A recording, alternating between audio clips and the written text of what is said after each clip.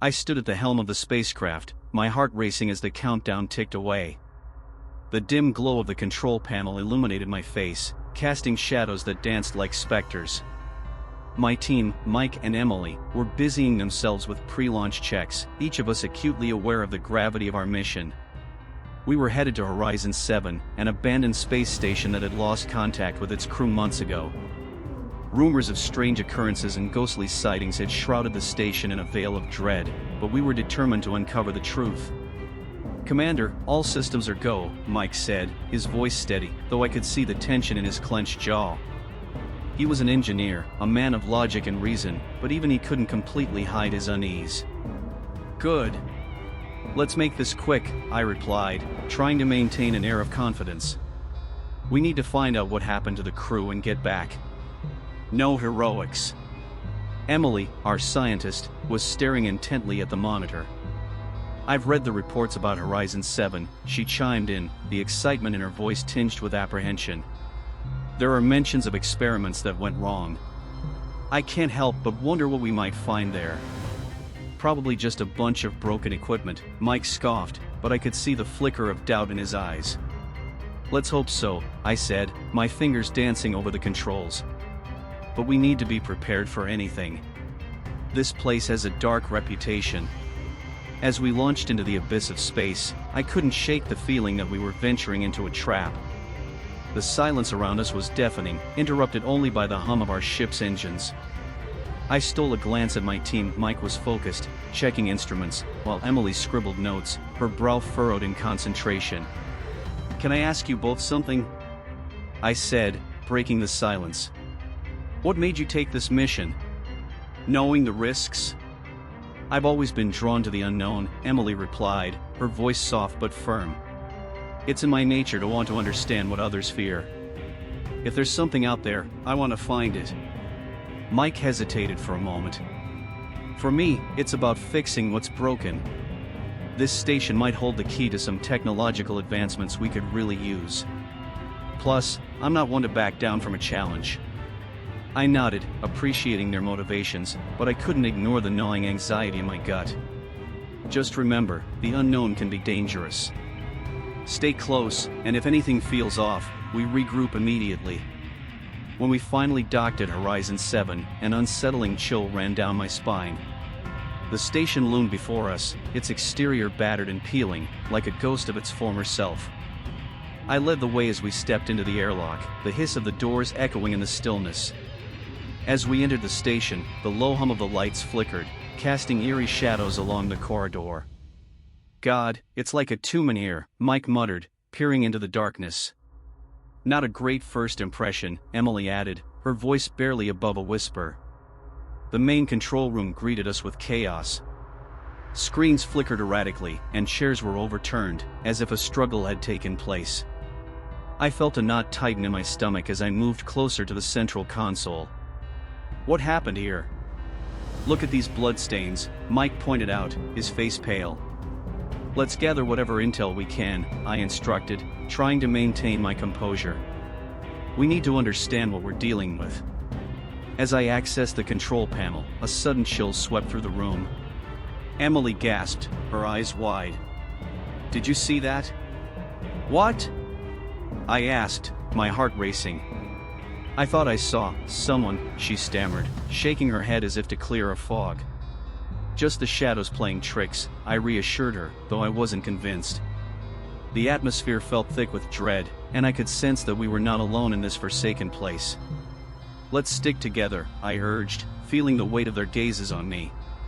"We need to find survivors or at least some answers." As we split up to search the station, the air grew heavier, each step echoing in the silence. I felt a shiver run down my spine, a whisper of something lurking just beyond my perception. Whatever had happened here, it was far from over. As I stepped into the engineering bay of Horizon 7, a chill ran down my spine. The shadows danced ominously along the walls, and the faint hum of the station's dormant systems was the only sound that accompanied me. I took a deep breath, trying to steady my nerves. I was an engineer, after all. We're trained to handle crises, to confront chaos with logic. But this place felt different. It felt haunted. Mike, are you there? Rachel's voice crackled through my comms device, breaking the oppressive silence. Yeah, I'm in the engineering bay. It's a mess in here, I replied, my voice sounding more steady than I felt. I took a few cautious steps forward, scanning the room. Wires hung from the ceiling like vines, and the remnants of equipment lay scattered across the floor. There was an eerie stillness, as if the very air was holding its breath. Be careful. We don't know what we're dealing with, Rachel warned. Understood, I said, and as I moved deeper into the bay, I could feel the weight of the silence pressing down on me. Then, I heard it, soft whispers weaving through the air, barely audible yet undeniably present. I paused, my heart racing. Hello? Is anyone there? I called out, trying to dismiss the creeping dread that threatened to overwhelm me. There was no answer, just the whispers, growing louder, more insistent. I shook my head, trying to clear the fog of anxiety that clouded my mind. It must be stress, I thought. The isolation, the fear, it was all getting to me. No one had been here for a long time. The crew was gone, and whatever had happened could have left this place in a state of disarray.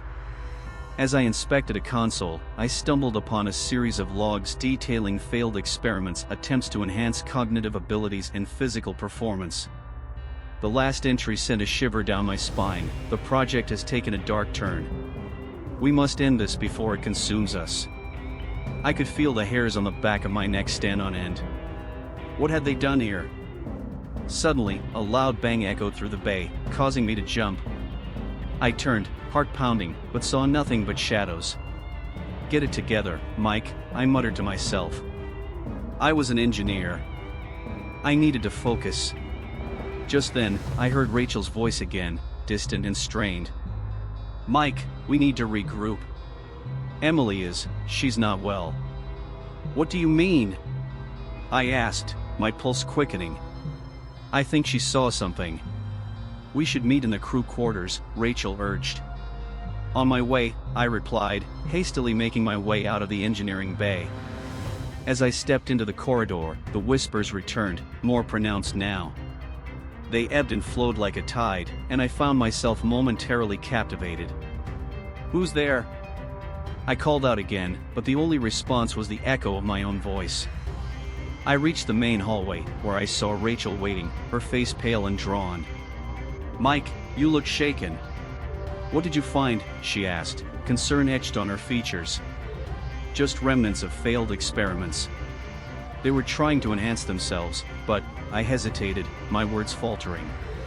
I think it went horribly wrong. Rachel nodded, but I could see the fear in her eyes. Emily, she heard something too. Something about children. We need to find her. As we made our way to the crew quarters, the air grew heavy with an unshakable tension. I felt as though unseen eyes were watching us, lurking just beyond the edge of perception.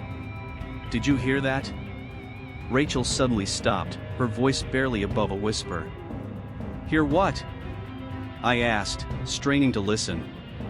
Laughter, she said, her expression shifting from fear to something more painful.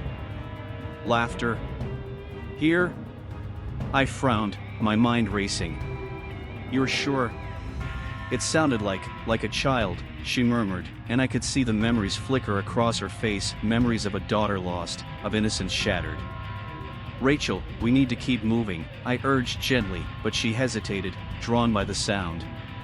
A deep instinct in me screamed that we should not linger in this haunted place, yet I understood her need to follow that voice. Just a moment, she said, allowing herself to be pulled into the echo of laughter, as if it were a tether to something she had lost. I felt a knot of dread tighten in my stomach. This place was playing with our minds, and I feared what we might uncover next. The walls of Horizon 7 held secrets we were not prepared to confront, and I couldn't shake the feeling that we were walking straight into a trap. As we stepped into the crew quarters, an eerie silence enveloped us, broken only by the faint hum of the station's life support systems. The dim, flickering lights cast long shadows across the room, and I could feel an uncomfortable tension in the air. The sight of personal belongings scattered around, the clothes, the photos, the journals, felt like trespassing into the lives of the people who had vanished without a trace. It was as if their stories were waiting to be told, whispering through the remnants of their existence. "Look at this," Emily said, her voice barely above a whisper as she picked up a journal from the floor. The leather cover was worn, and the pages were yellowed with age. She opened it, her brow furrowing as she scanned the contents. "This one seems different." "What do you mean?" I asked, stepping closer to peer over her shoulder. "It talks about a dark presence," she replied, her voice trembling slightly. "It's like they were being haunted by something that fed off their fears." "Let me see that," Mike said, reaching out. He took the journal from Emily's hands and began to read aloud, his voice echoing off the metal walls. "Day 32, the whispers are becoming louder. I can't tell if it's just us or if something else is here with us. We need to stay strong, but I can feel it creeping in. It's watching us." As Mike continued reading, a chill ran down my spine. I could almost visualize the crew isolated and terrified, succumbing to an unseen force that preyed on their minds. Images of my daughter flickered in my mind, her laughter juxtaposed with the haunting whispers Mike described. Is it possible they were being manipulated? Like we are now? Emily mused, her eyes wide with fear. "I don't know," I replied, shaking my head as the weight of dread settled over me. "But we need to find out what happened here. We can't let this place get inside our heads." Suddenly, the lights flickered again, and I felt a wave of nausea wash over me. "I need a moment," I said, stepping away from the group. I leaned against a wall, trying to steady my breathing. Memories of my daughter flooded my mind, the way she smiled, her voice, the warmth of her small hand in mine. "Rachel?"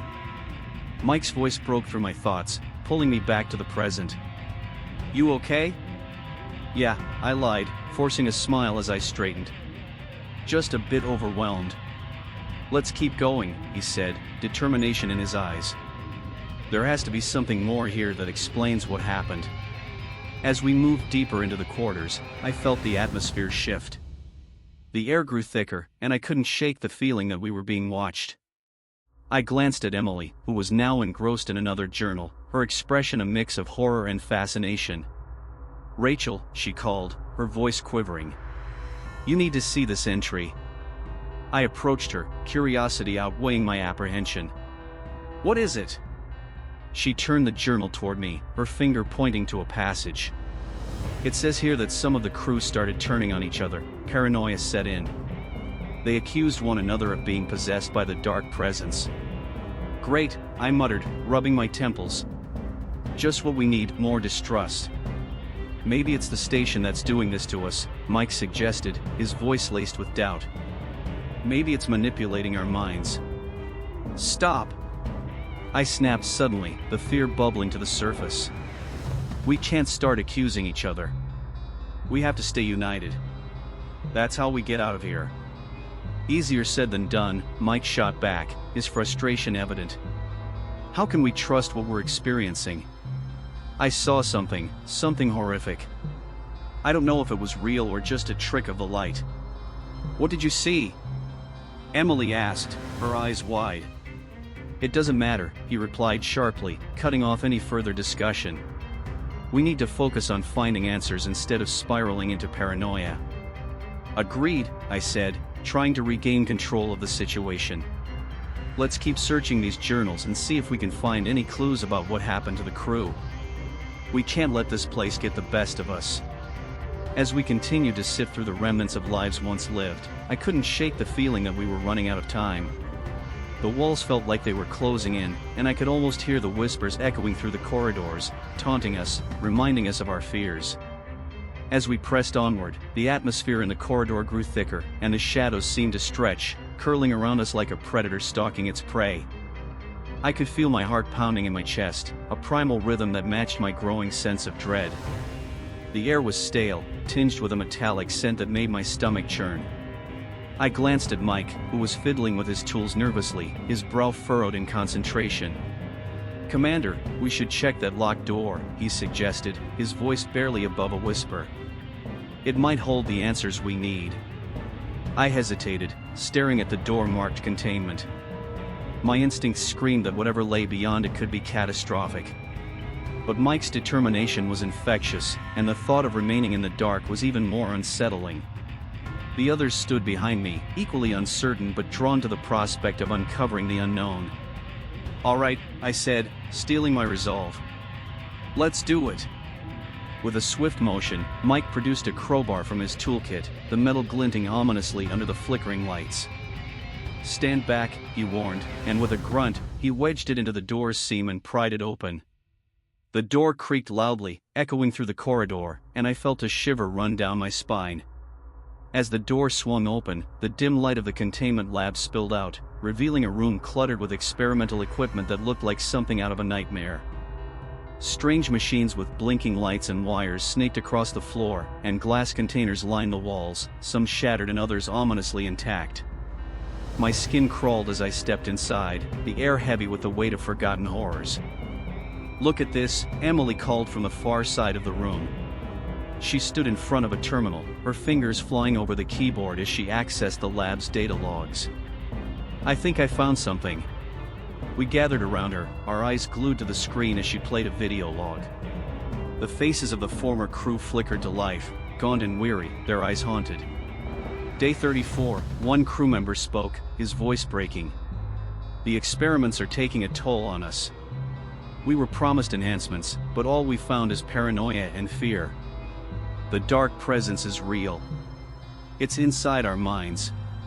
What the hell did they do to themselves?" Mike muttered, his voice trembling.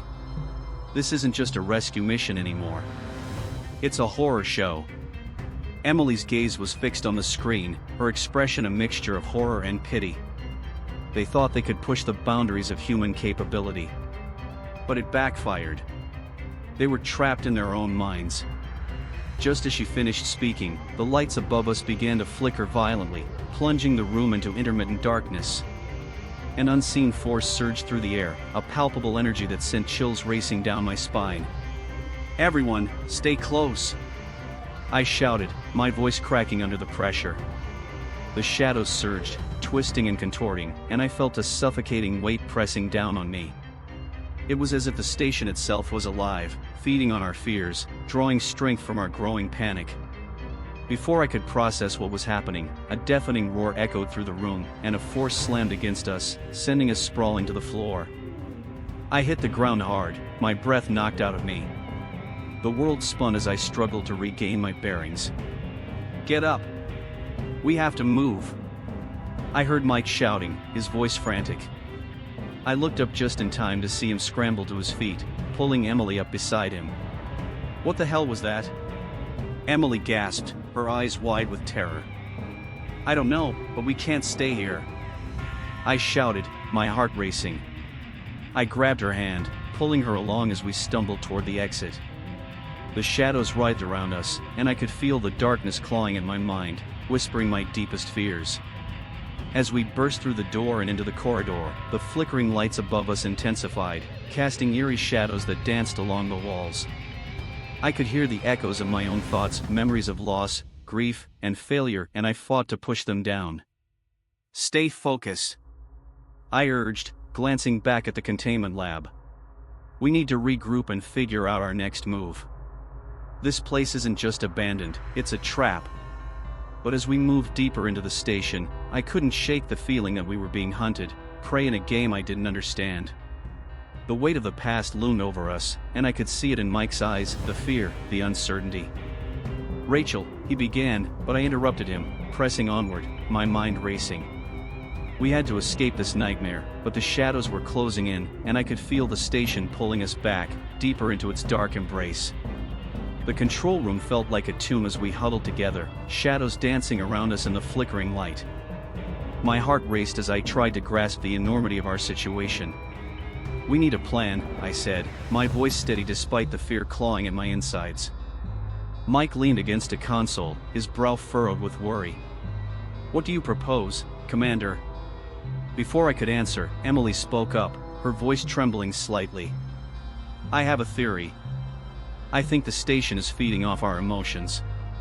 It's amplifying our fears, causing these hallucinations. It's like it knows us." Her eyes darted around the room, as if the very walls were listening. That's insane, Mike scoffed, crossing his arms. We're just stressed out. The power fluctuations are messing with our heads. But even as he said it, the tremor in his voice betrayed his uncertainty. No, Mike, I interjected, feeling an urgent need to assert control. Emily might be onto something. We can't ignore what we're feeling. It's too real. Emily nodded, her expression serious. We need to confront this, not just run from it. If we can understand what it wants, maybe we can use it against it. My mind raced with possibilities. What if we channel our emotions? Rather than letting them consume us, we could try to project something positive. Strength, hope, anything that counters the fear. Mike shook his head. That sounds risky. What if it backfires? What if the station uses our hope against us? Do we have a better option? I snapped, frustration bubbling to the surface. Staying here and doing nothing is not an option. We need to act. Before we could continue our debate, a sudden chill swept through the control room. I turned, and my heart sank as I saw Emily's face contort with pain. Emily? I called out, stepping closer. Suddenly, her eyes rolled back, and she collapsed to the floor, gasping for breath. Rachel, help me, she murmured, her voice distant and hollow. I dropped to my knees beside her, shaking her gently. Emily! Stay with us! As I held her, the room began to warp. The walls twisted, and I felt myself being pulled into a memory I had long buried. I was back in my old house, the sunlight streaming through the windows, illuminating the laughter of my daughter. Mommy, look, she exclaimed, holding up a drawing she had made. That's beautiful, sweetheart, I replied, a wave of warmth flooding over me. But then it shifted. The laughter turned to screams, and I was back in the control room, the echoes of my daughter's voice still ringing in my ears. No! Please, not again! I screamed, tears streaming down my face. Rachel! Mike's voice cut through the haze, snapping me back to reality. You need to fight it. I can't. I cried, my chest heaving as I battled the weight of my guilt. The memory of my daughter's lost smile haunted me, a ghost I couldn't shake. I can't lose her again. Focus! Mike shouted, desperation lacing his tone. Think about something else, anything but this. In that moment, I realized I wasn't just fighting for myself, I was fighting for Emily, for Mike, for all of us. I closed my eyes, envisioning my daughter's laughter, but this time, I held onto the love rather than the loss. I could feel a shift, a flicker of strength igniting within me. Just then, Mike grabbed the console, flicking switches with urgency. We need to send a distress signal. It's our only shot. Do it! I urged, my voice firm. Emily, can you help him? She nodded, still shaky but visibly fighting to regain her composure. They worked together, fingers flying over buttons and screens as I took a step back, gathering my own strength. Come on, come on! Mike muttered, sweat beading on his forehead. The lights flickered ominously, and I felt the very air around us thrown with tension. Rachel, Emily began, but before she could finish, the lights dimmed even further, plunging us into near darkness. I could feel the station pulsing, as if it were alive, as if it were aware of our desperation. Just a little more power. Mike shouted, but the console sparked and hissed, the shadows clinging tighter. Don't give up! I yelled, my voice rising above the chaos. We're stronger than this.